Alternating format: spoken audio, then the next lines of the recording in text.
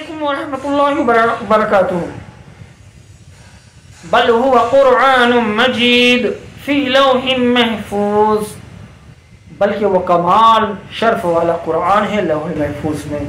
तफसीर कुर्तुबी में इस आयत करीमा की तफसीर में है कि उलमाए किराम रहमतुल्लाहि ताला रहमहुमुल्लाह की एक जमात लिखते हैं लौह महफूज में मखलूक की तमाम अक़साम और उनके मुतालिक तमाम उमूर, मसलन मौत, रिज़्क़, आमाल और उसके नताइज और उन पर नाफिज होने वाले फैसलों का बयान लिखा हुआ है।